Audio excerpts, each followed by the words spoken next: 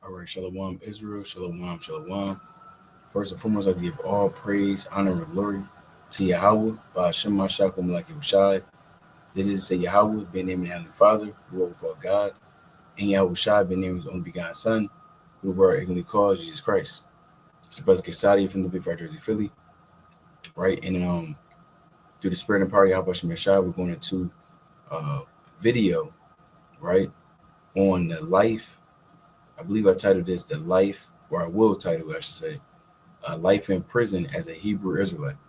Right. So, um, when you read the scripture, we understand that the time is coming on the earth where your faith in the Most High, your belief, your trust in the Most High is going to be put to an actual test. Right. We understand right now we're being tried, we're being tempted by spirits, by Satan, of course. But on a physical level, you believing in the Lord, or you saying you believe in the Lord, that's truly going to be put on that test. That's put on a pedestal, if you will, right? And the Most High is going to try you. Now, He's going to try some of us with pilgrimage, right? Being a pilgrim. Most High will not make a video going into the life of a pilgrim or being a pilgrim on the earth. Some of us going to have to die for the Lord, right? We went into various breakdowns on that in time past. And others, they'll be sent into prison, right? So, through the spirit, we're going to go over some precepts. I'm going to pull some up on my screen, right? And we're going to get into it. So, again, like I mentioned, it's like, let me share my screen, right? We share the screen, let's pull up the blue letter. So, there's going to be a time on the earth where you will be a pilgrim, right? There's a time on the earth where men will have to die for the Lord. There's also a time on the earth where men will be sent into prison, right? So let's kick it off with the book at St. Luke chapter 21. And there's a few articles I want to go into as well. There's some things that's going on right now, especially a few days ago, where you have pretty much in every state of America, there's about I believe 1,500,000 to 1,000,000 different so-called concentration camps or detention camps, they want to call it, really FEMA camps, right? Prisons that's been set up for those who rebel against the government, right? We're going to go into that. So this is the book of St. Luke, chapter 21, and I'll start at, Slaki, I'll start at 4, right? Slaki 7. This is the book of St. Luke, chapter 21, and verse number 7. And he asked him, saying, Master, but when shall these things be? And what sign will there be when these things shall come to pass? So they asked the Lord, what's going to be the sign on the earth to let us know when all hell is going to break loose? What's going to be the things that we're going to see? Right? What's some of the prophecies that will come to pass?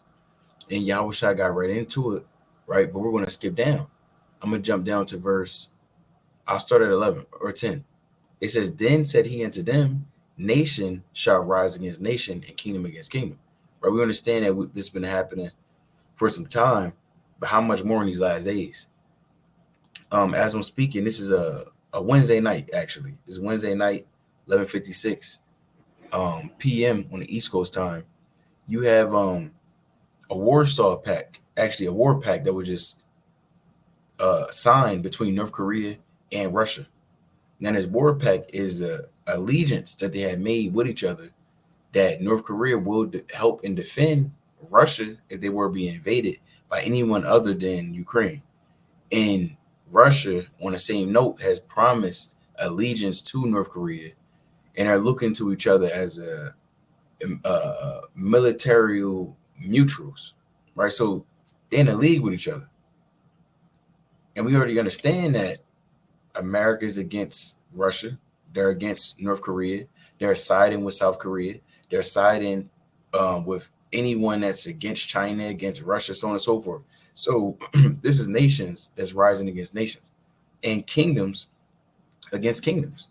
It says, and great earthquakes shall be in diverse places, and famines and pestilences in fearful sights, and great signs shall there be from heaven. Right? When we go into this countless times, we understand There's great earthquakes that's happening across the earth. If you look back, there's thousands of earthquakes that's happening year after year. If you go back 10 years ago, 20 years ago, 30 years ago, you're not seeing any level of earthquakes as is happening right now on this earth, right? You're not seeing the level of famine that's hitting not just in third world countries, but really across the earth. And very soon, this prophecy is going to be much more abundant, right? You're going to see this on a wide scale of famine, right? Even of pestilence, right? More plagues, not just the Rona, but other plagues that the Most High is going to send upon this earth.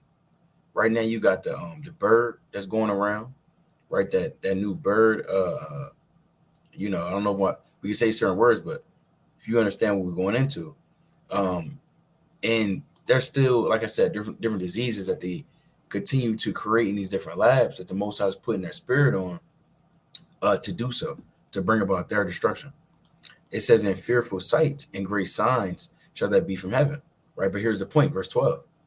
"But before all these, they shall lay their hands on you and persecute you, delivering you up to the synagogues and into prisons, being brought before kings and rulers for my name's sake." So the question I will pose to anyone that think that this is not going to happen, when exactly did this happen? Because remember, the Lord is talking about these are signs that's going to happen in the last days. And we know we living in the last days. Let's get a quick precept, right? Let's go to this real quick. It's like I want the 10th chapter. Let me get this real quick. But bear with me real quick. Right? So we know we living in the last days. It's First Corinthians chapter 10 and verse number 11.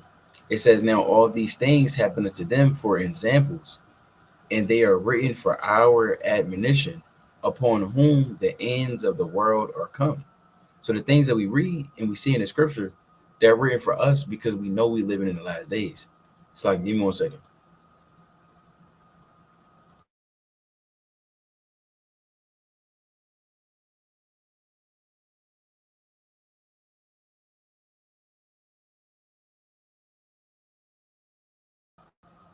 Okay, calm.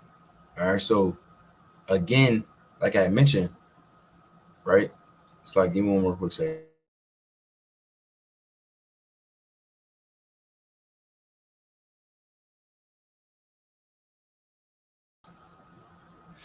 It's like I was saying, right? But nevertheless, I'm reading it again. It's First Corinthians chapter 10 and verse number 11. Now all these things happen unto them for examples, and they are written for our admonition, upon whom the ends of the world are come. Right? We know we live in the last days. We see all hell breaking loose, right? Right, like we was reading in St. Luke, the 21st chapter. You also got St. Matthew, the 24th chapter, which goes extensively on the different signs and events that the Most High said will happen in the last days. When you read the book of Second Ezra, the ninth chapter, right, which we always actually, let me get it in this real quick. We always go into, right? We understand that the Most High has set different things to only take place in the last days. Right, I'm gonna get this point. The second Ezra chapter 9, I'm gonna get right to verse 4. It says, "Then shalt thou well understand that the Most High spake of those things from the days that were before thee, even from the beginning. For like as all that is manifest in the world had a beginning and the end is manifest."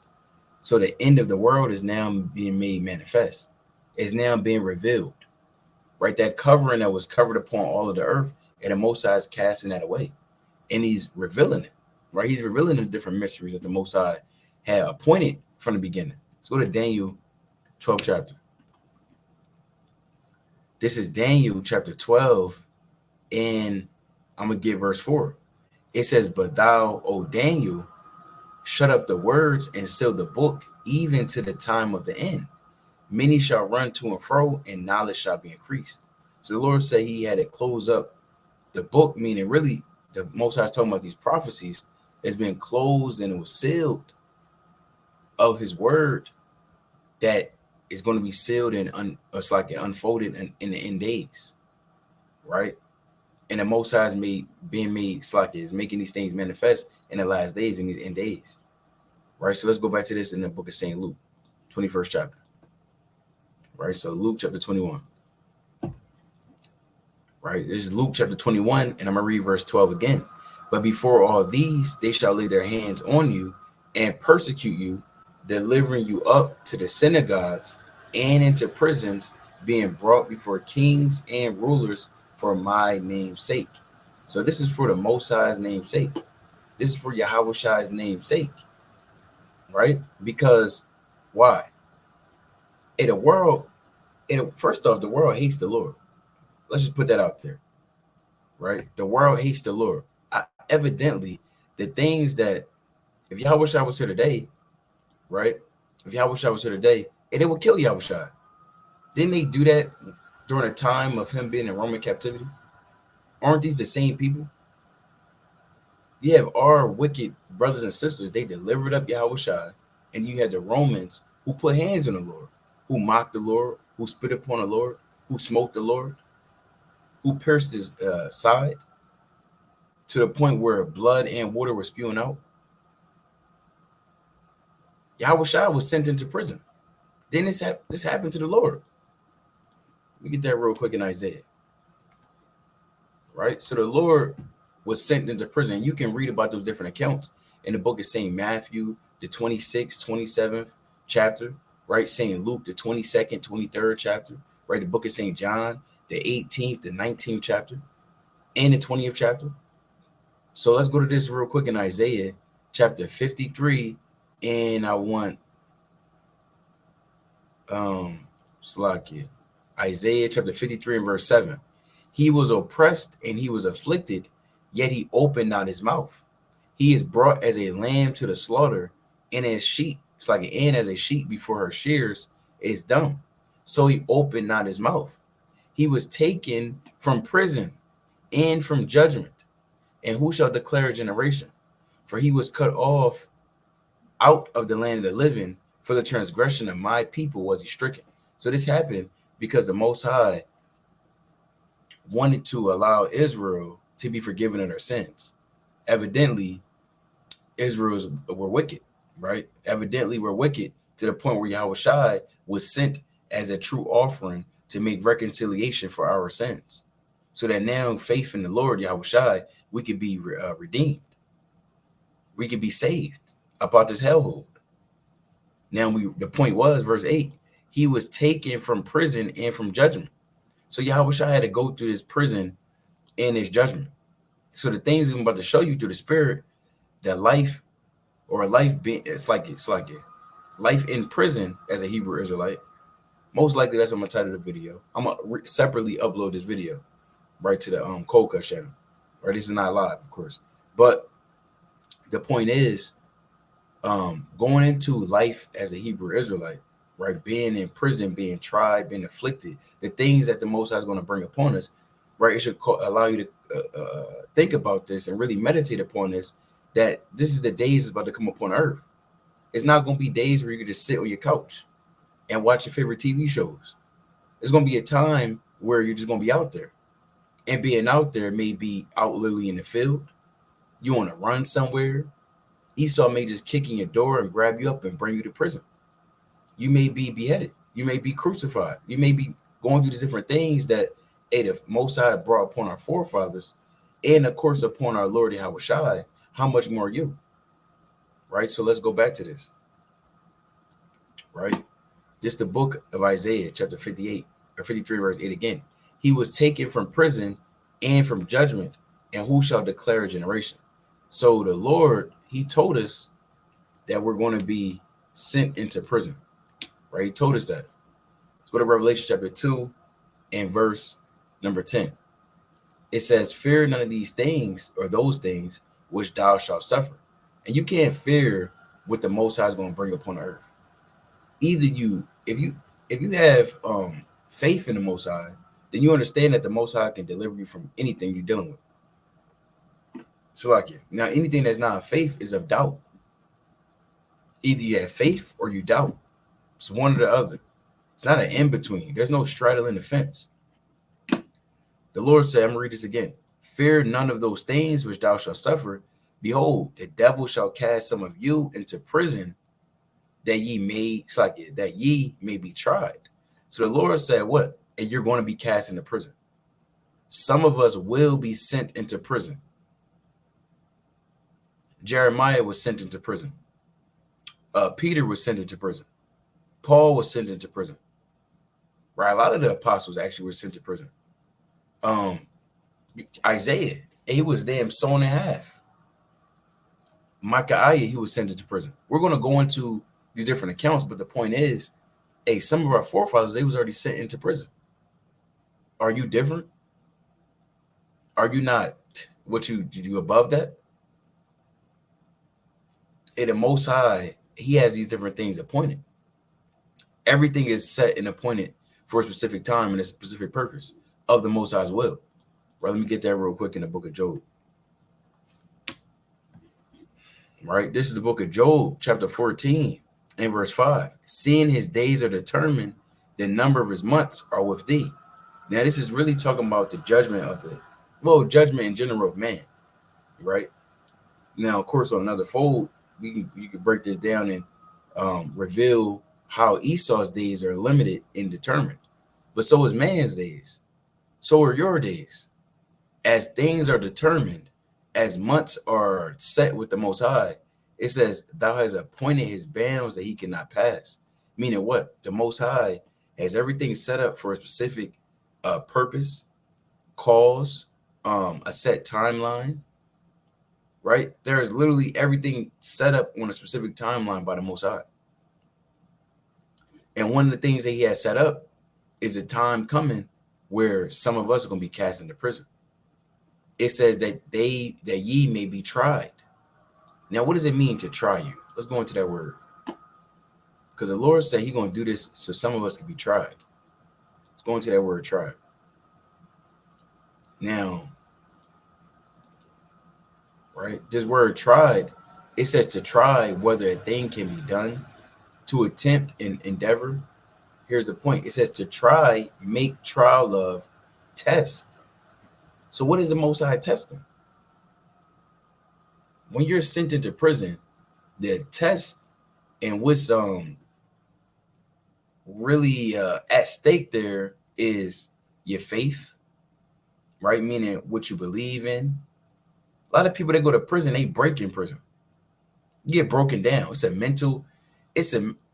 damn mental game. Now, I wasn't in prison for some long time or nothing like that. But, in time past, I did spend the day. I spent the day there, right? Spent the day in so-called jail. That's not the point of the matter. The point of the matter is there may be a time where I'm spending more than a day in jail. There may be a time where you're spending more than a day. And you may be spending 10 years in prison.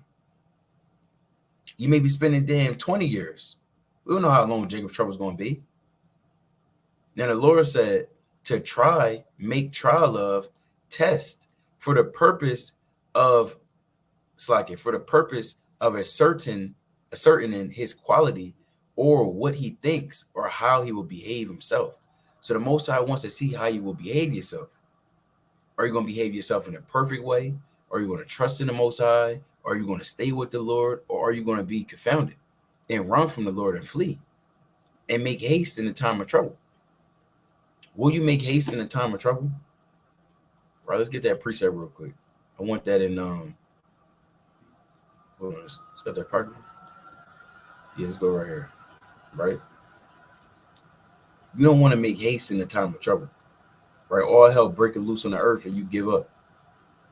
You damn sell out to get down with Esau and get out of prison. This is the book of Sirach, chapter 2, and I'm gonna start at verse I'm gonna get right to it. Verse 13. It says, woe unto him that is faint-hearted, for he believeth not, therefore shall he not be defended. Woe unto you that have lost patience, and what will you do when the Lord shall visit you? So you don't want to lose patience in the Most High when the Most High has to visit you. When the Lord visits you, meaning what? He pulls your card. He has one of these angels see the works that you're doing and they're brought before the Most High. And now he's trying you. He wants to see those that love him, those that want to serve him, those that's fearing him. You don't want the Most High to look upon you and to see a tree that needs to be pulled down and it leaves to be shooken off and the branches thrown into the fire. Right? This is Sirach chapter 2 and verse number 1. My son, if thou come to serve the Lord, prepare thy soul for temptation, set thy heart aright and constantly endure, and make not haste in the time of trouble. So you can't make haste in the time of trouble, nor can you be faint-hearted because you won't be defended. So when the Most High has you in prison, right, it says for the purpose of ascertaining his quality or what he thinks or how he will behave himself. He wants to see how you're going to behave yourself. Read the book of Job. That's literally the Most High giving a test or a trial to Job, right? That's all that was going on in the book of Job.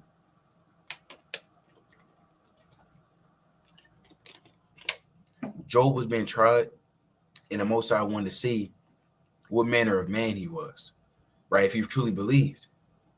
And ultimately, Job was found faithful. So reading on, it says, in a good sense, it says to try or test one's faith, virtue, character by enticement to sin.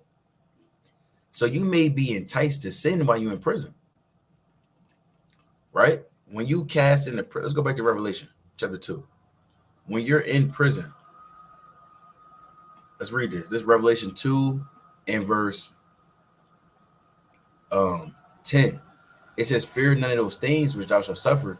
Behold, the devil shall cast some of you into prison, and you may be tried. You shall have tribulation 10 days. Be thou faithful unto death, and I will give thee a crown of life. Actually, let's go to the next chapter. Let's go to Revelation chapter 3. This is Revelation chapter 3 and verse number 10. It says, because thou hast kept the word of my patience, I will also keep thee from the hour of temptation, which shall come upon all the world to try them that dwell upon earth. So what is the Lord talking about?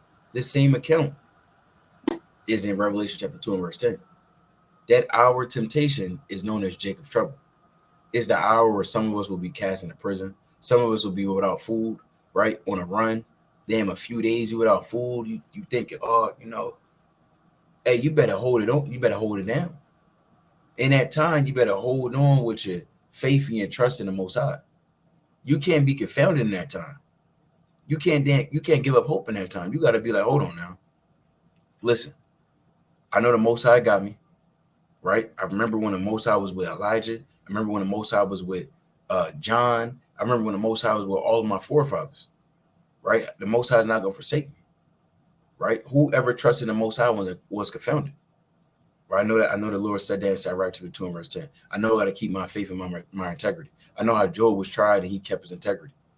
So you got to remember those precepts and allow them to play in your mind during that time, because if not, you will be sifted out. It's all about faith, right? That's what the Lord said. Behold, I come quickly. Hold that fast which thou hast, that no man take thy crown. So it's all about you holding fast to what you got, holding fast to the doctrine you've been taught, holding fast to the scriptures that you've been remembering, holding fast to all the precepts you've been highlighting, holding fast to all of that, right?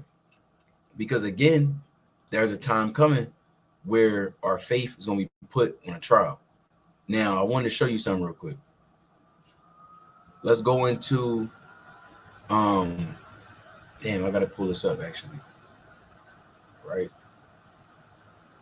Give me 1 second. Let me pull this up. All right, so I want to go into this because, again, in the spirit of the Watchman Wednesday, although it's not an official Watchman Wednesday, nevertheless, it's like this is not an official Watchman Wednesday. Nevertheless, we still going into the prophecies and the things that's going on in the earth, right? So, if you don't know this channel I'm about to show, actually pull it up in a second. Let's pull this up. If you don't know this channel, right, this is Redacted. Now, Redacted is it's a pretty big channel on YouTube. Uh, so if you haven't already, check them out. They're going to different things, bring out different articles. I think they have a live stream every day, if not every day, then every other day. But nevertheless, it was a few days ago. This is June 17th. Now, this article that they're about to go into is like I had mentioned earlier, there's reports of large scale detention facilities across the 50 states of America. So we're going to show you this. I'm not going to go into the whole 18-minute video, but I'm going to touch on a few things, a few points he's going to bring up.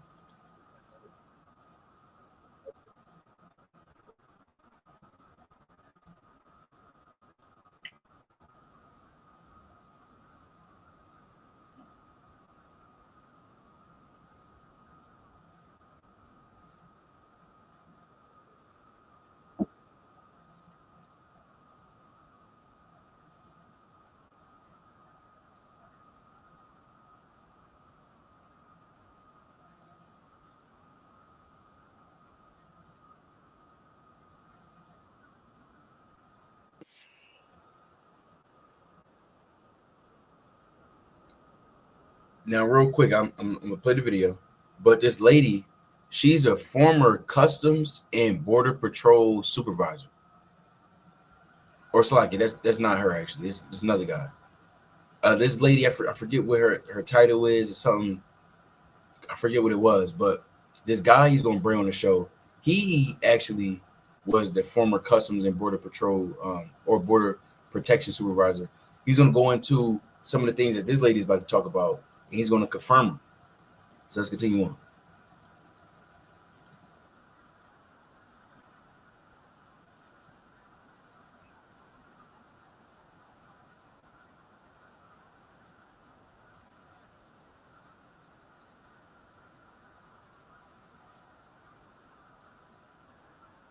Now she's speaking to the guy right there, right? That's that guy.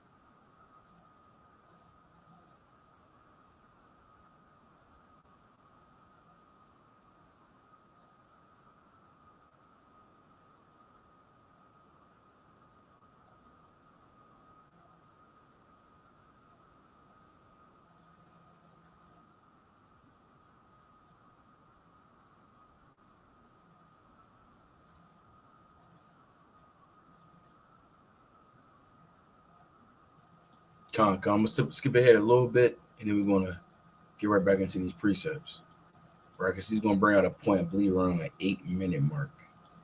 That I wanted to bring.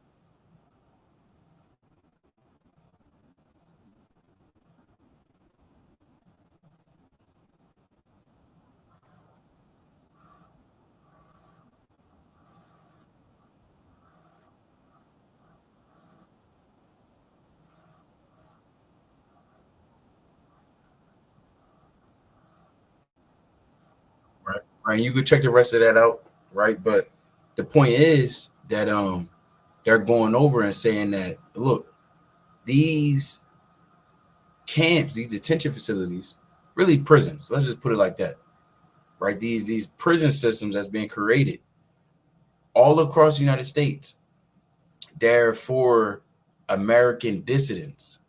Now let's go into this word dissident, right? Dissident. If I'm spelling this right, right? I don't even think that's it.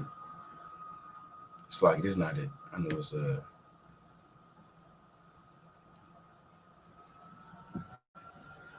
right. If I spelled that right. Yeah, come. So a dissident, it says disagreeing, especially with an established religious or political system, organization, or belief. So essentially, people that are against the society, people that's against the society, are those that's going to be sent to these prisons, right? These FEMA camps, these uh, detention centers that they're building all across the United States. And this is not the only. I mean, like I said, this is redacted right here, and they did bring this guy. He was a former Customs and Border Protection supervisor, so he has some intel on this. But we have other articles and other sources as well, right? And this is it really, these things corroborate what the scriptures already said. That's why you lay the groundwork. You understand what the Most High is saying. You understand what the prophecies are saying. So that way, it's no, okay, something's going on the earth, and let's try to find a way to make that fit in the Bible. No, it doesn't work like that. If the Most High said it's not going to happen, then it's not going to happen. If the Lord said it was going to happen, then you could look into the earth and see how this is going to play out, how the Most High is going to bring that to pass, right? So you have just last week. This is June 11th. This is a New York Post. There's other sources that reported on this as well. But 6 suspected terrorists with ISIS have ties, or it's like ISIS ties, were arrested in a sting operation in New York, LA, and Philadelphia. Now, these are the 3 biggest cities in Babylon. Literally the 3 biggest cities in Babylon. And I'm going to go into this article a little bit later, but I'm bringing this out to show that this isn't the only account of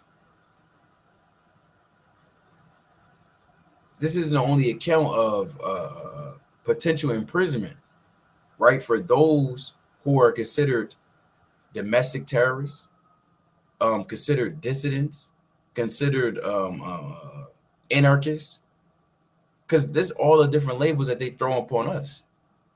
They say that the Hebrew Israelites were a hate group. They will call us a damn terrorist. They will say we're domestic terrorists, or we have a foreign agenda. And they may even say that we're also tied in with ISIS or Russia. You have Donald Trump just a month ago. He's talking about mass deportations, detention centers, putting troops on the ground. Why is he talking about this? This man is not even in office yet, but he's already talking about the plans that he has immediately, literally the very next day after the inauguration. So we're going to go into these different things, but first and foremost, we're going to get some more precepts, right? So let me get this real quick. Let me share my screen once again, right? Share my screen, and let's go to the book of Ezra, right? Let's go to the book of Ezra, 7th chapter. So this is the book of Ezra, chapter 7, and I'm going to start at verse 26. It says, and whosoever will not do the law of thy God and the law of the king, let judgment be executed speedily upon him, whether it be unto death, or to banishment, or to confiscation of goods, or to imprisonment. Now, this is what the punishment and the crime was for those who didn't follow the laws of the Most High God. This is what Ezra has set up and ordained. How much more the laws of this society? Because it says, whosoever will not do the law of thy God and the law of the king. We understand that the king right now that's ruling over us is a so-called white man. He's not our king. He's not our true king. But we understand we in his captivity. We're in his land. We're in America. We're scattered throughout Babylon, so on and so forth. So we know that there's a price that's to be paid, right, for not obliging with everything they say in this society. This society is celebrating damn Freak Month, right? Damn, I just peeped. June is almost over. All right, all praise to the Most High.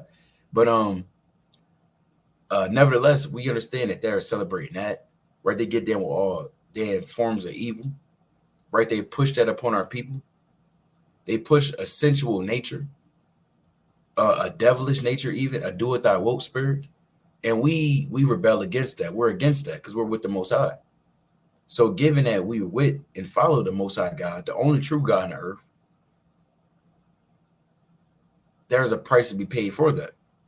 Now, what does America have always done? Anytime someone is going against them, they either overthrow that country. They'll they either overthrow that country, right? They'll they'll kill people, right? They'll put them in prison. This is how America gets down. So how much more to the men and the women and the children who's fighting against the society by waking up and serving the Most High God? I'm gonna read it again. It says, whether it be unto death or to banishment or to confiscation of goods. Right. We know about the death part. Banishment meaning to be exiled. There's gonna be those of us that's gonna be exiled. That's living life as a pilgrim. When you're wandering around from desert to desert, place to place, then a few months you're in the forest and you run around, you're trying to find food, trying to find shelter, trying to find warmth. Hey, the Most High said that's banishment. That's what 2nd Ezra the 15th chapter is talking about. That's what David was talking about when he said he lived his life as a pilgrim. Right? It says, or to confiscation of goods. Right? Casting you out of your house, taking away the things that you have. Under martial law, they can do that. Right? It's called the Commandeering Act, if I'm not mistaken, where they can legally seize your property and just take it over. It says, or to what? Or to imprisonment. So yes, you will have to be sent into prison. Yes, that's going to happen to some of you, right? The Lord said some of you shall be cast into prison. Let me actually get this, right? I'm going to stop sharing my screen. The computer overheating, right? But let's get this. This is the book of Acts, chapter 4, and I'm going to give verse 1. It says, and as they spake unto the people, the priest and the captain of the temple and the Sadducees came upon them, and being grieved that they taught the people and preached through Yahushua the resurrection from the dead, and they laid hands on them and put them in hold unto the next day, for it was now eventide. So because you're teaching, because you're preaching the name of Yahushua, and you're raising Israel back from the dead, and you're going to be cast into a hold. A hold is another word for a prison. Same thing happened with Jeremiah. We're going to go into it. Same thing happened with the Apostle Paul. We're going to go into it. So the Lord said these different things are going to happen to you. Why? Because you believe in Yahweh Shai. And if it happened to Yahweh Shai, how much more you? This is the book of St. John, chapter 15, and I'm going to start at verse 19. If ye were of the world will love his own. But because you're not of the world, but I have chosen you out of the world, therefore the world hateth you. Remember the word that I said unto you, this servant is not greater than his Lord. If they have persecuted me, they will also persecute you. If they have kept my saying, they will keep yours also. So the Lord said, if they persecuted me, how much more you? If they had persecuted me, they will persecute you also, because the servant is not greater than his Lord. And if we serve Yahweh Shem Yashai, of course, that's the price that once again we have to pay. Right? Right? So let's read on.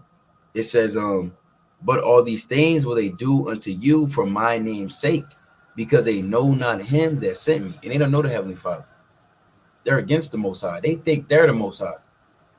They set up their different gods, their idols. They worship, they bow down to, they reverence. They want us all to bow down and worship and reverence their gods. We're not going to do that. So because you made a decision not to do that, really because the Most High chose you not to do that, and the Most High is going to have some of us go to prison. The Most High is going to have some of us be cast out, some of us to be led away, to be put to death. You understand? So I'm going to get one more precept on that, and then we're going to go back to these articles that I got, right? Let's get one more quick precept. Let's go to the book of Acts, chapter 16. And it's the book of Acts, chapter 16 and verse 16. And it came to pass, as he went to prayer, a certain damsel possessed with a spirit of divination met us, which brought her masters much gain by soothsaying. Right? So you had this woman, she had all types of spirits on her. She was a diviner, a wizard, really a damn witch. The Lord said, I suffer not a wish to live. So she's a damn witch, and she's bringing her masters who put these spells upon her, these demons on her, bringing them a lot of money, right? You got a lot of people that do tarot card reading, damn psychic readings and palm readings and things of that nature. You had to pay for that. You go into them buildings, I mean, them lights ain't on for free. So they're doing that. They're damn conjuring up spirits and damn going into wizardry and witchcraft and so on and so forth. And you had to pay for that. It's $100 an hour, $200 an hour, whatever their cost is. But the point is, they're getting paid. So how much more back then? 2,000 years ago? About 2,000 years ago. Same things happen on the scene right now. The Lord said there's nothing new under the sun. So that's what it means that she brought her masters much gain by soothsaying. They was getting paid off her. Reading on. So think about this. When you cast down Christianity, which is bringing Esau, which is the masters of these different pastors, and these Christian apologists, that's bringing their masters much soothsaying. Bringing their masters slacking much gain by soothsaying. Meaning what? The collection plate that's out there, the different money that they get, or grants that they get for setting up their damn churches and whatnot, right? The different again, the tithes that your grandmother or your auntie or your uncle, so on and so forth, they may give when they pass that collection plate around. Them damn pastors, they get paid a lot of money. And who does that ultimately go to? Esau. Right? So let's read on. So when you cast that down, when you damn teaching against it, when you shaking the hand and rebuking it, of course they're going to be upset. That's how they make money. When you're telling our people not to get down with blunt smoke, when you're telling our people not to get down with all types of evil on the earth, it is hurting Esau's pockets. And if you didn't know anything about Esau, you should know this. He doesn't play around with his money. That's the most important thing to the so-called white man. That's all he has. Money is power on this earth, and he creates the money. So who has the power? So let's read on. It says the same followed Paul and us and cried, saying, these men are the servants of the Most High God, which show unto us the way of salvation. And this did she many days. But Paul, being grieved, turned and said to the Spirit, I command thee in the name of Yahushua, come, it's like Yahushua Mashiach, to come out of her. And he came out the same hour. And when her masters saw that the hope of their gains was gone, they caught Paul and Silas and drew them into the marketplace unto the rulers, and brought them to the magistrates, saying, these men, being Jews, do exceedingly trouble our city, and teach customs which are not lawful for us to receive, neither to observe, being Romans. So what? This is going to go into the account of Silas and Paul and Luke being cast into prison because they were teaching and shaking the hand against these spirits. And that's the ultimate way you're going to be let into prison, right? You men that teach, they have your face. That street corner that you teach at every Shabbat, they got a camera right there, brother. If you didn't know that. That phone that you use and you FaceTime your woman, or you on the phone, you talking, and they got all your messages. all your phone calls. They have AI technology that can take my face, take my voice, and make their own twist to it and make me say things and do things that I never did. It's called a deep fake. So they've been plotting and planning to ultimately lead us into what's going to come next on earth, which is, again, either death, being kicked out, banished, pilgrimage, or being led into prison.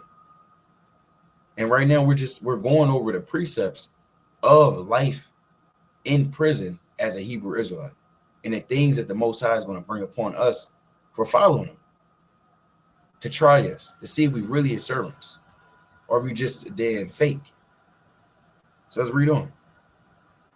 It says, verse 22, and the multitude rose up together against them, and the magistrates rent their clothes. It's like they rent off their clothes and commanded to beat them. And when they had laid many stripes upon them, they cast them into prison, charging a jailer to keep them safely.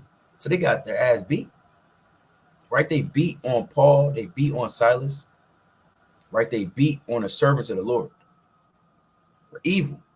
It says, who, having received such a charge, thrust them into the inner prison and made their feet fast in the stocks. And at midnight, Paul and Silas prayed and sang praises unto Yahweh, and the prisoners heard them. And suddenly there was a great earthquake, so that the foundations of the prison were shaken, and immediately all the doors were open, and every one's bands were loosed. Right, so we can rest right there. So the point is, again, that's ultimately what the Most High is going to bring upon us. So let's go back to this account I wanted to go into. Right, so Salakia.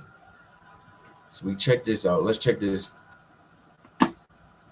Actually, let me read this article. All right, so like I mentioned, this is from theguardian.com, right? A reliable source. So it says mass deportations, detention camps, troops on the street, Trump spells out migrant plan. And they're using this migrant or immigrants coming over, and they're going to use that as they've been doing, as a way to bring about different laws and law changes. Because if you didn't know, Esau, he's all about the policy. I'll show you that quick precept, right? He's all about policy. This is the book of Daniel, chapter 8, and Slakia. Daniel chapter 8, and I'm going to get verse 24. It says, and his power shall be mighty, but not by his own power. And he shall destroy wonderfully, and shall prosper, and practice, and shall destroy the mighty and the holy people. And through his policy also, he shall cause craft to prosper in his hand, and he shall magnify himself in his heart, and by peace shall destroy many. So that's how Esau comes off, right? Peaceable, friendly, jolly, trustworthy, when he's never none of those things. In fact, he's the complete opposite. He's spying on you. He said, oh yeah, I want to protect you. I want to be, make sure America's safe. The whole time, I mean, they're the ones that's making America not safe. They're the ones that's damn spying on you. They have listening devices, they have microphones in your phone, your computer, your TV. They're tracking you. You're using Google Maps to damn navigate around the country or around your city, but all the while it's really tracking your every whereabout. You go to certain websites and you might think about purchasing something or whatever the case may be. You check it, you go on another website a few days later, and guess what? What you was previously looking at, it pops back up. So they tracking you everywhere, whether you on the internet, whether you damn walking around. They have what the hell is that called? Satellites. You got something called, well, on Google Maps even. I think it's called Google Earth actually. On Earth, you can zoom in to certain places and certain locations, and they're taking pictures of buildings, your car, damn you. So that's why it says through his policy, Also, he shall cause craft to prosper in his hand. Right? So he's crafty. Through his policies, he's crafty and he can prosper. So let's go back to this. So again, it says Trump White House 2.0 would mean a vast, legally dubious roundup of up to 11 million people and pit state against state. So that's what he wants to do. So let's read a little bit of this. It says Donald Trump is planning to unleash the biggest mass deportation of undocumented migrants in U.S. history should he win re-election in November, involving legally questionable deployments of military and police units and the creation of vast detention camps along the southern border. So what is that talking about? Deployment of military and police units. It's talking about martial law. That's literally martial law. Putting troops on the ground. Let's zoom in a little bit. It says Trump has laid out his vision for a record-setting deportation operation in a series of rally speeches, newspaper articles, and social media posts. He intends to move swiftly after Inauguration Day next January to stage mass roundups of immigrants across the country, conducting raids inside big cities where he would face certain Democratic opposition.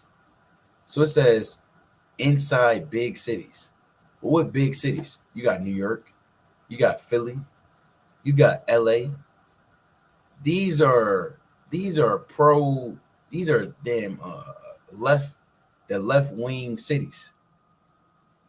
These are Democratic cities. Chicago, all the major cities in America, they're damn Democratic. You understand? So, but you understand also that this is where we teach it. We're teaching in the biggest cities in Babylon. Why? Because that's what the Most High sent us out to do. We're not teaching somewhere in a park with just a tree behind us. And one person comes by every few damn days. And we saying we just out there for just to elect only. No, we gotta go out on the highways and hedges and compel the Lord's people to come back in. So it says on day one, this is what he said, right? On day one, we will begin the largest domestic deportation operation in American history.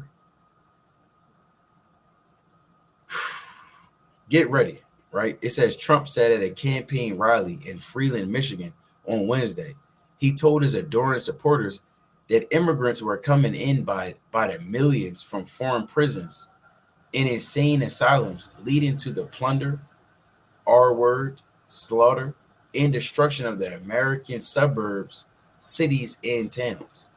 See that? Do you see that? I mean, how you gonna, they could just strip your identity away from you, say you're not a U.S. citizen, and now claim that you got to be quote unquote deported and put you in one of them camps, one of them prisons. That's the real reality of what's going to come upon the earth. The Lord say you're going to be cast into prison. Now we just looking and see, okay, what events is happening on the earth that's going to link back to the scripture? Because the Lord said before all these different things, hey, this is going to happen to you. So that's the very next thing to happen. That's the next big major thing to happen is we're going to start to go through Jacob's trouble. Don't think that Yahweh Shai is going to come on the scene before this happens. Now the Lord can do what he wants to do, but he's a man of his word, evidently. And his word says that before these major other events happen, this is going to happen first. So reading on. It says immigration experts say that the deportation plans for a Trump White House 2.0 dwarf anything previously seen, both in scale and in intensity of the former president's determination to run roughshod over legal guardrails. He attempted workplace raids during the 2016 presidential term, but they were largely stymied in the courts. And I'll say this, Trump, he got to fight his own prison, right? They trying to put him in prison right now.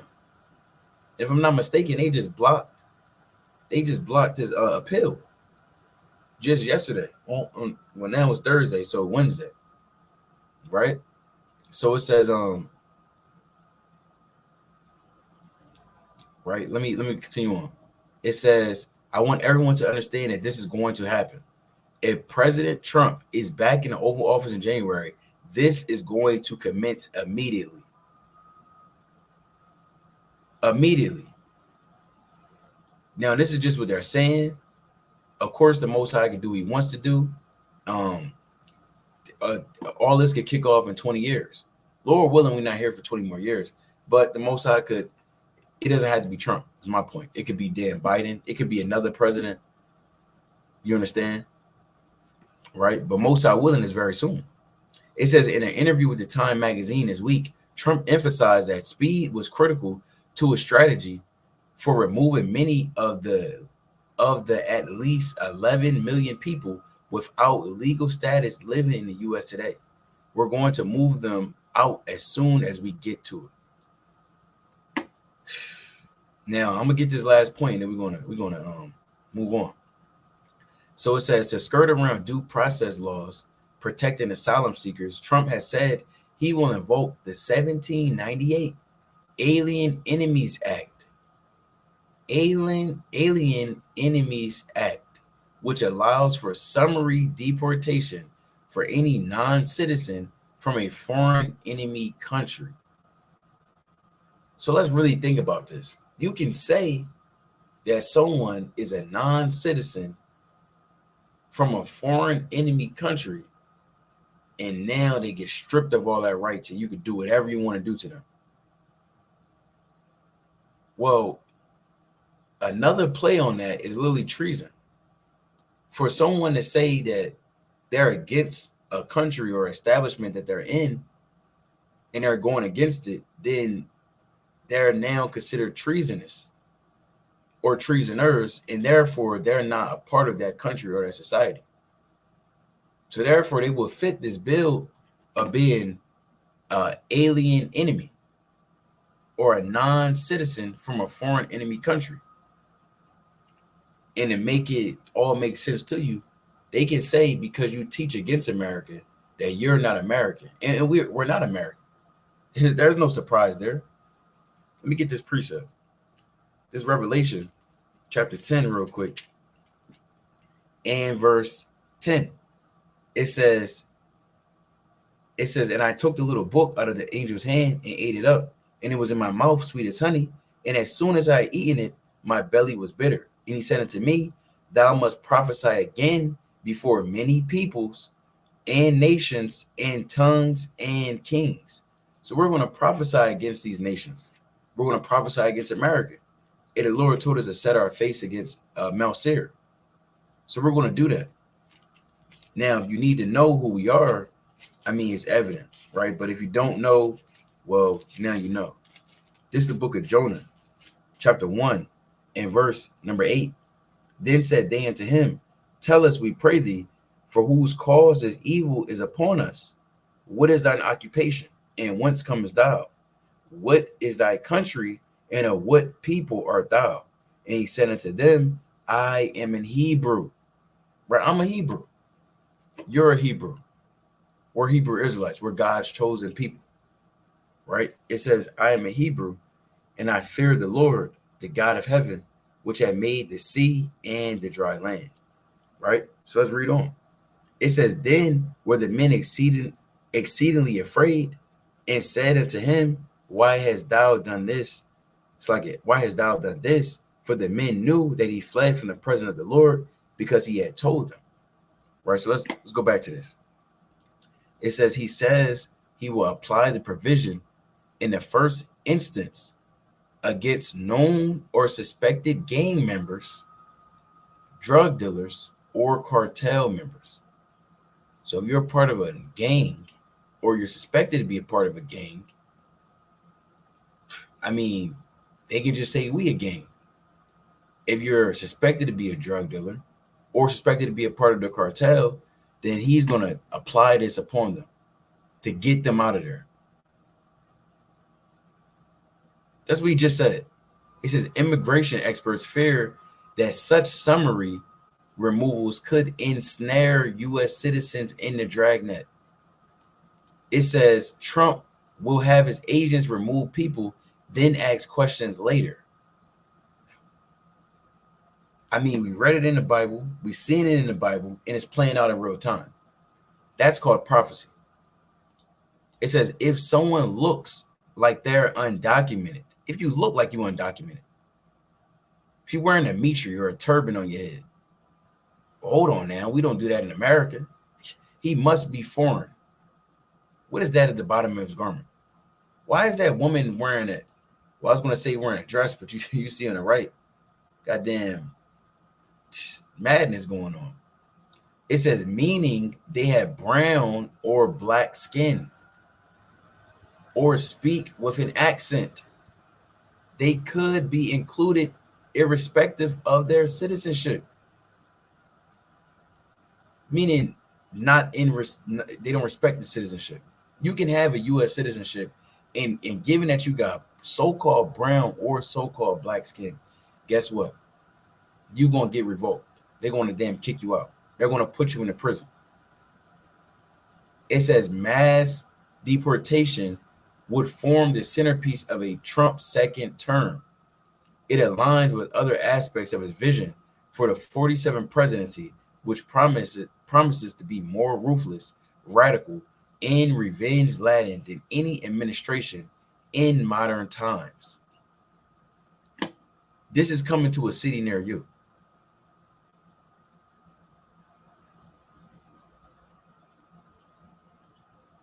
So it goes on, right? It goes on.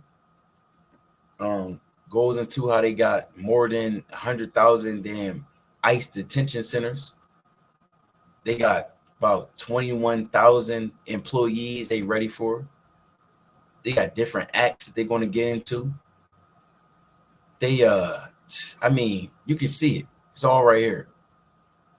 They had something called Operation Wetback back in the day that jammed up the Israelites. I mean, listen. Again, it's coming to a city near you. So that's what I wanted to go into for that. Right? So I want to go into for that. Let's get some more precepts. Right? I had another precept I want to get into. Let's go to the book of Acts, the 12th chapter. Right? It's the book of Acts, chapter 12, and I'm gonna start at verse 1. Now, about that time, Herod the king stretched forth his hands to vex certain of the church. And we're certain of the church. We're those of the church. So they're going to stretch forth their hands to vex those as a part of the church. Let's read on. And he killed James, the brother of John, with the sword. Right, you got James that was killed. This is of course James is a martyr, but this is really one of the first accounts of the church dying via the hands of Esau. Right, prior to this, of course, you have John, St. John the Baptist, right? So let's read on. It says which was Elijah regenerated through the Spirit, right? But continue on. It says, and because he saw it pleased the Jews, he proceeded, and of course we understand Yahushua, right? Crucified by the Romans, right? Reading on, verse 3. And because he saw it pleased the Jews, he proceeded further to take Peter also. Then were the days of unleavened bread. And when he had apprehended him, he put him to prison and delivered him to 4 quaternions of soldiers to keep him, intending after Easter, which is to say Passover in this context, to bring him forth to the people. Right? So Peter was bound up. So that timeline, that's the timeline we're about to enter into very soon. Where you're going to have certain men put to death, certain men put into prison, others out in hiding. You got one of those lots. Either in prison, you're going to be on the run, or you're going to be put to death. You might be on a run for some time just to be grabbed up and put in prison, just to be put to death. Or you could be on a run, get delivered up. Not delivered up, but get delivered, get beamed up. Yahushua beams you up into one of the chariots. You could be on a brink of about to be put to death, being your head chopped off, and guess what? The Lord beams you up, takes you out of there. Or you could be in prison for some time, and then the Lord he breaks you out of prison. So the point is, definitely don't be afraid of that. We make these videos to get you in for lack of a better term, desensitized to it. So that when it comes upon you, you understand, okay, well, hold on. I know the Lord said it's going to happen. I'm not going to have no emotion towards it because I'm ready for this. That day's not going to come upon me like a thief. I don't know what the hell's happening. Lord, why am I in prison? Why am I? No, you're not moving in that spirit. If you've been reading the precepts, if you've been watching the videos, you've been taking notes and getting an understanding through the spirit, you should understand that this has to happen. And not only that it has to happen, but it may happen upon you or upon your wife, or for the woman that's watching, it may happen to your husband, it may happen to your children. Read 2 Maccabees, the 6th and 7th chapter. I'm not going to go into those accounts tonight, but the 6th chapter and the 7th chapter, our brothers and sisters, our forefathers, they were in prison. They were in prison. They were put to death.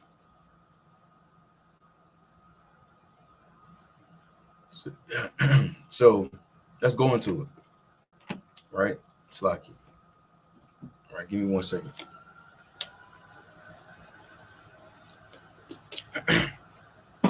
This is the book of this is the book of 2 Chronicles, chapter 16. And I'm gonna start at verse, I believe I want to start at verse 7.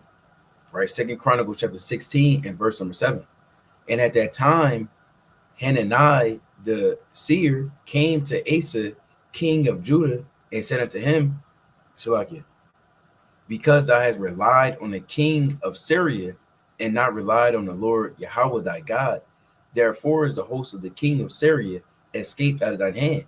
Were not the Ethiopians and the Libyans a huge host with very many chariots and horsemen? Yet because thou didst rely on the Lord, he delivered them into thine hand. For Yahweh, for the eyes of Yahweh run to and fro throughout the whole earth to show himself strong in the behalf of them whose heart is perfect toward him. Herein hast thou done foolishly. Therefore, from henceforth thou shalt have wars. So you have Hanani, who was prophesying against Asa, and Asa was a mighty king, right? But let's continue on. Let's see what the Lord does and put the spirit on Asa to do. Now it says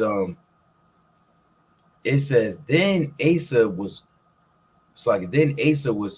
wroth with the seer and put him in a prison house. So because Hanani was teaching and prophesying and shaking the hand, and he was put in prison. My point of bringing this out is that, again, you may be a brother you may be teaching on your own, might be teaching YouTube videos, you may be a part of a congregation, you may be a lead teacher, and you may be a leader of the camp. You may be an elder in this thing, elder in this truth. 20 years, 25 years, 30 years, you've been in this thing, you've been shaking the hand, and they've been watching and recording all your works. And guess what? You may be put in prison via the king. Why? Because you're teaching against him. You're teaching against his society. You're going against him. You're going against his establishment and the order that he set up. Ultimately, you following the order of the Most High, and that's why the world's going to hate you. That's why you got to go through this, because you're following the Most High. And if you follow the Most High and you endure unto the end, the Lord's going to place a crown upon your head. That's what's at stake. You got to remember that, right? So let's read on. It says, then Asa was wroth with the seer and put him in a prison house, for he was in a rage with him because of this thing. And Asa oppressed some of the people at the same time. So that's a spirit that's going to come upon. Is that certain men going to be sent in prison, and guess what? There's going to be oppression of the rest of Israel. 2/3 of our people going to be cut off. But the Lord said, judgment must first begin at the house of God. Let's get another precept. Let's go to 1 Kings, the 22nd chapter. It's 1 Kings chapter 22 and verse 15. So he came to the king, and the king said unto him, Micaiah, it's like a Micaiah, shall we go against Ramoth Gilead to battle, or shall we forbear? And he answered, it's like he answered him, go and prosper, for the Lord shall deliver it into the hand of the king. And the king said unto him, how many times shall I adjure thee that thou tell me nothing but that which is true in the name of the Lord? And he said, I saw all Israel scattered upon the hills as a sheep that have not a shepherd. And the Lord said, these have no master. Let them return every man to his house in peace. So like it. Then the king of Israel said unto, and the king of Israel during the time is Ahab. So you got Ahab, the king over the northern tribes. You got Jehoshaphat, the king over southern kingdom. It says, and the king of Israel said unto Jehoshaphat, did I not tell thee that he will prophesy no good concerning me, but evil? And he said, hear thou therefore the word of the Lord. I saw the Lord sitting on his right, it's like sitting on his throne, and all the hosts of heaven standing by him on his right hand and on his left. And the Lord said, who shall persuade Ahab that he may go up and fall at Ramoth Gilead? And one said on this manner, and another said on that manner. And there came forth a spirit and stood before the Lord and said, I will persuade him. Right. So we understand in the heavens, the Lord has angels that encamp around him. And the Lord wanted to send down a lion spirit to persuade Ahab and get him to fall and be destroyed. But let's continue on. It says, and the Lord said unto him, wherefore, it's like wherewith, and he said, I will go forth, and I will be a lion spirit in the mouth of all his prophets. And he said, thou shalt persuade him and prevail also. Go forth and do so. Now therefore, behold, the Lord had put a lion spirit in the mouth of all these thy prophets, and the Lord has spoken evil concerning thee. But Zedekiah, the son of Chenaiah, went near and smote Micaiah on the cheek and said, which way went the spirit of the Lord for me to speak unto thee? And Micaiah said, behold, thou shalt see in that day when thou shalt go into an inner chamber to hide thyself. And the king of Israel said, take Micaiah and carry him back unto Ammon, the governor of the city, and to Joash, the king's son, and say, thus said the king, put this fellow in the prison and feed him with bread of affliction and with water of affliction until I come in peace. So what is this bread of affliction and water of affliction? Meaning what? It wasn't feeding him. Meaning put him a pretty much in another term is to say give him hell. Give him hell. Let him catch hell. Let him starve. So the life of being a Hebrew Israelite, really ultimately being led away into prison, and you're gonna have to go through famine. You look at a lot of these prisons, like Guantanamo Bay, they have some of the, actually pull it up, let's not just talk about it.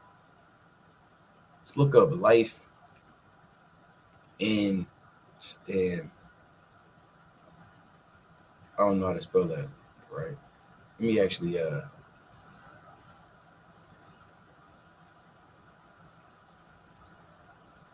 right, I don't even know how to spell that. Right, let me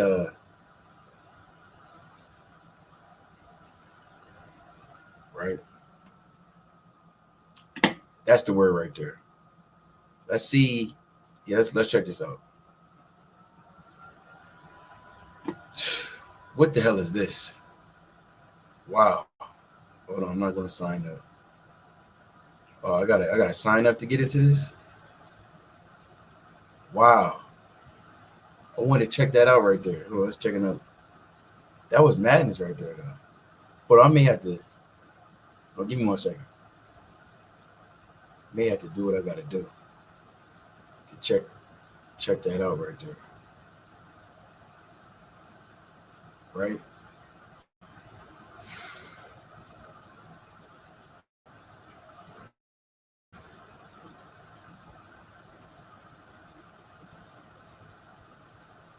All right, I might not be able to get into that article, but you can check this out when you're on, right through the spirit. I wanted to show something, but doesn't seem like we're gonna get into it. Let me see. Yeah, it doesn't seem like we're gonna get into it. All right. Okay, hold on. Hold on. We might be able to get into this article. Okay, hold on.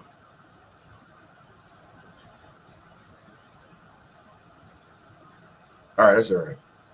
Right, but the point is, life in prison is gonna be that's a rough thing, right? Maybe you have a loved one, a family member, so on and so forth.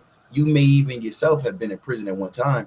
That's gonna be nothing compared to the damn things that they have set up, right, for the men of the Lord. Super max prisons, um, damn maximum security prisons.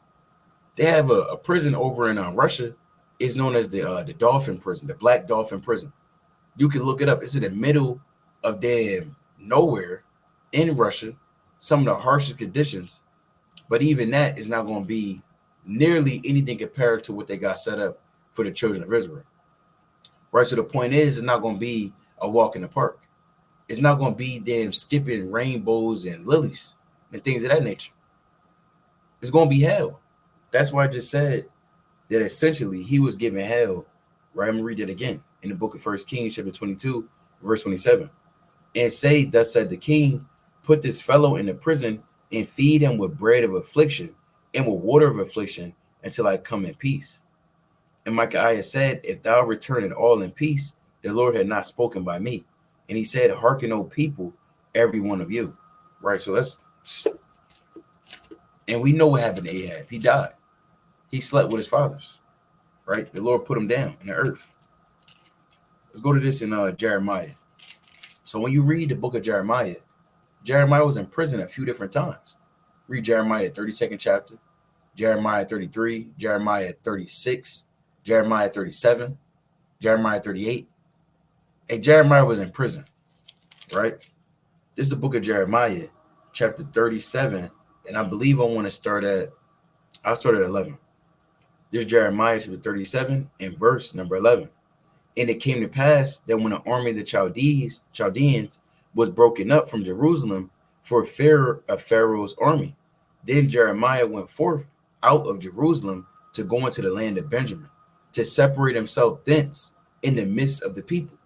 And when he was in the gate of Benjamin, a captain of the ward was there, whose name was Arijah, the son of Shelemiah, the son of Hananiah. And he took Jeremiah the prophet, saying, thou fallest away to the Chaldeans. Then said Jeremiah, it is false. I fall not away to the Chaldeans, but he hearkened not to him. So Arijah took Jeremiah and brought him to the princes. Wherefore the princes were wroth with Jeremiah and smote him. So a lot of times when you're in prison or on your way there, they're going to beat upon you. They treat you with the harshest things because they're, as a prisoner, even in this society, the 13th Amendment says that you're counted as a slave. You're counted as a slave as a prisoner in the American society. Right? Let's pull that up. Right? Let's pull that up. 13th Amendment. Damn, 13th Amendment. Let's pull this up. So it says the 13th Amendment, although the words slavery and slave are never mentioned in the Constitution, the 13th Amendment abrogated those sections of the Constitution which have tacitly codified the peculiar institution. So hopefully it goes into it. I don't want to dance around it. Okay, this is it. So it says Article 1. Yeah, this computer working overtime. Right, let's kind of cool this down real quick. Bear with me.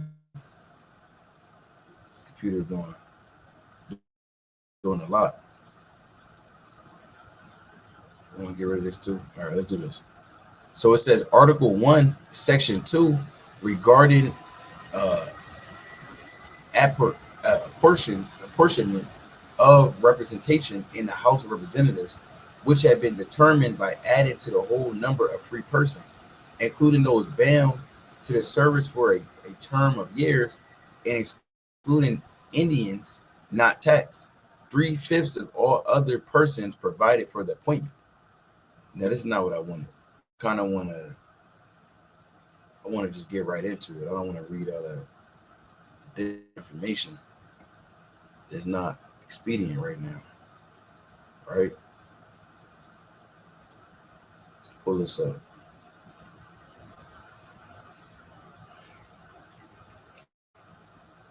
All right, is this it? What is it?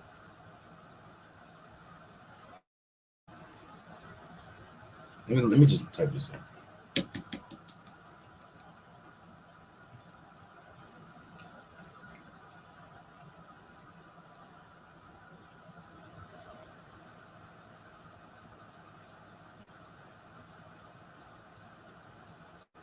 Okay. Okay, there we go. So this is the 13th Amendment to the U.S. Constitution, ratified in 1865 in the aftermath of the Civil War, abolished slavery in the United States. The 13th Amendment states neither slavery nor involuntary servitude, except as a punishment for a crime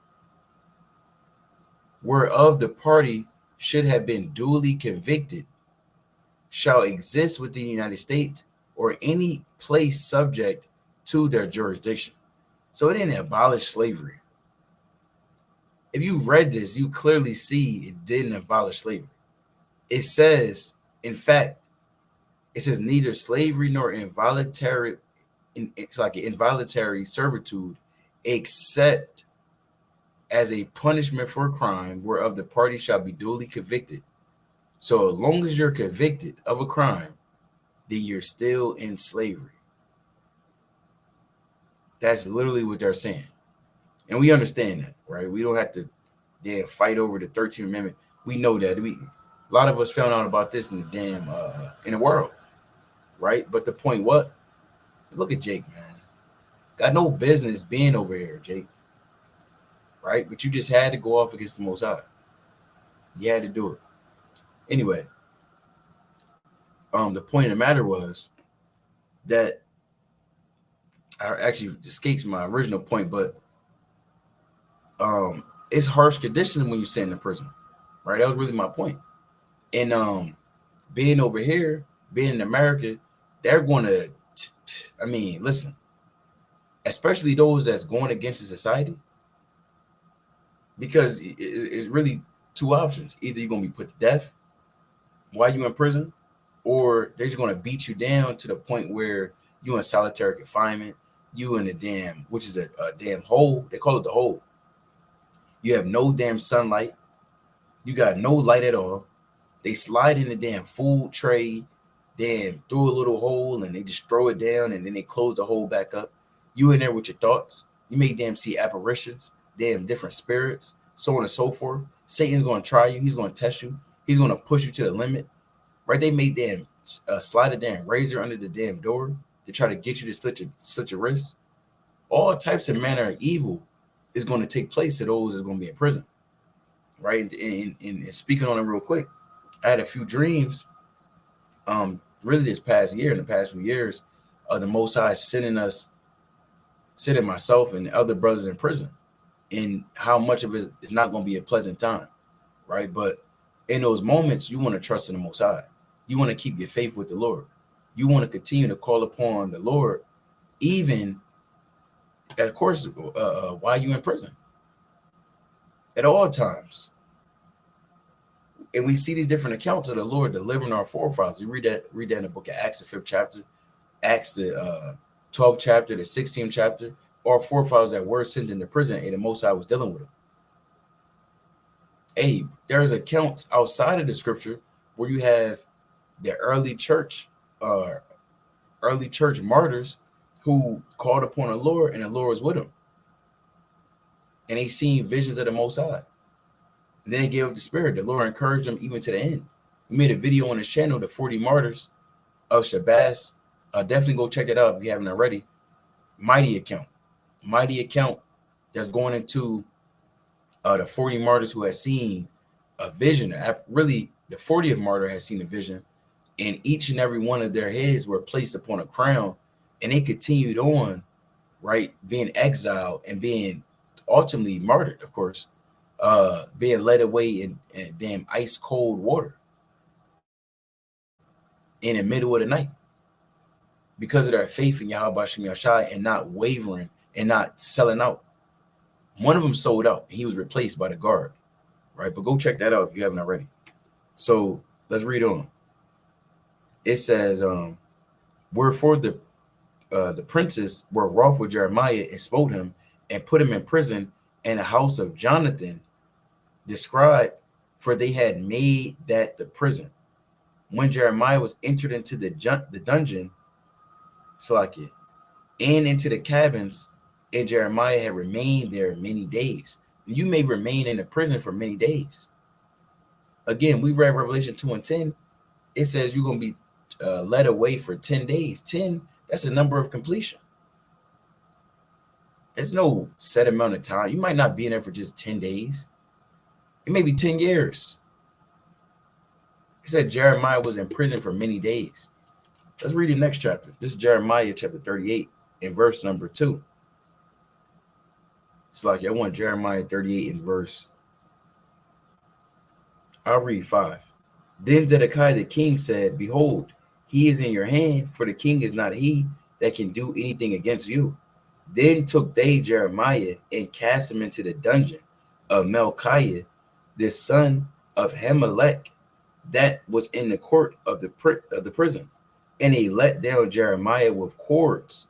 And in the dungeon there was no water but mire. So Jeremiah sunk into the mire. So you may be being let down in cords, meaning, let me damn see if I can get a picture of that real quick, right, to show you, right?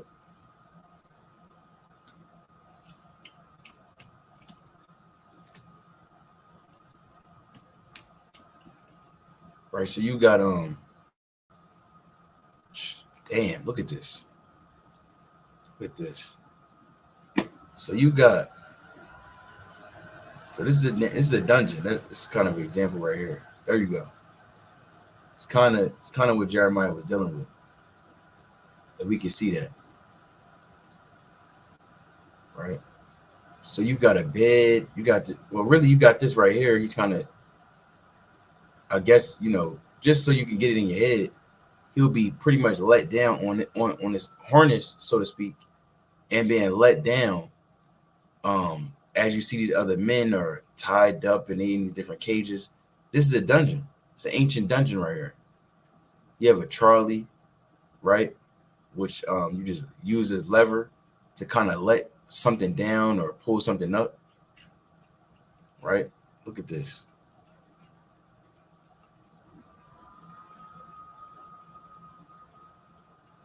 So this is what Jeremiah was dealing with. This isn't no regular prison, right? With you getting what the hell is that called? Cornbread and corn and damn gelatin or jello. And the Most High, he got things prepared for you. Remember, this is going to be to try you. It's not going to be some regular community jail. It's going to be something looking like this, right? To see who's really serving in the Most High God, right? But enough of this. Let's go back over here. All right. So again, the point is, these things are going to come upon the men that truly fear Yahweh Shem Yahshai. Right. So I'm gonna get a couple more, then I'm gonna wind down. Right. This Revelation chapter 14, and I'm gonna get Revelation chapter 14, and I'm gonna start at verse 13. It says, no, I'm gonna start at 10. Revelation chapter 14 and verse number 10. It says, the same shall drink of the wine of the wrath of God, which is poured out without mixture into the cup of his indignation. And he shall be tormented with fire and brimstone in the presence of the holy angels, in the presence of the Lamb. In the smoke of their torment ascended upward, it's like you're up forever and ever, and they have no rest day nor night, who worship the beast in his image and whosoever receiveth the mark of his name. So if you go against the Most High, you understand that you're going to be destroyed. There's nothing but judgment and destruction for those that fear the beast and doesn't fear the Most High. Let's read on. Here is the patience of the saints. Here are they that keep the commandments of God and the faith of Yahushua. And I heard a voice from heaven saying unto me, right, blessed are the dead which die in the Lord from henceforth. Yes, said the Spirit, that they may rest from their labors. So you may have to go through this, but guess what? The Lord said he'll give you rest from your labor. From these different trials that you went through, and you faced it, and at times it seemed like it was rough, and you was going through the motion and so on and so forth, but guess what? You endured. You was found faithful. Let's read on. It says, right, blessed are the dead which die in the Lord from henceforth. Yea, said the Spirit, that they may rest from their labors, and their works do follow them. And I looked, you can rest right there actually. So the Lord said, your works is going to follow you. It's going to follow you in the heavens. So you dying for the Lord, you going to prison from the Lord, you catching hell for Yahweh by Shem Yahushai. Guess what? It's going to follow you, and you'll be rewarded for that. Let's get another precept. It's Revelation chapter 2 and verse number 10. It says, fear none of those things which thou shalt suffer. Behold, the devil shall cast some of you into prison, that ye may be tried. And ye shall have tribulation 10 days. Be thou faithful unto death, and I will give thee a crown of life. So if you endure even unto death, the Lord said you get a crown of life. Let's read on. I'm going to jump to verse 12. And to the angel of the church in Pergamos write, these things said he which had the sharp sword with two edges. I know thy works, and where thou dwellest, even where Satan's seat is. And thou holdest fast my name, and hast not denied my faith, even in those days wherein Antipa was my faithful martyr, who was slain among you where Satan dwelleth. So you want to be faithful unto the Lord, not deny. Don't deny the Most High. Don't deny Yahushua. If you don't do those things and you serve Yahweh Shem Yahushua, and guess what? Your name will be etched in stone and written in the book of life. So Most High willing was edified. Of course, we want to give all honor and glory to Yahweh, Ba'ashem, Hamashiach, Malak Yahushai. Continue to keep watching these last days. Make your call and election sure. Kwame Yasharala, Shalom.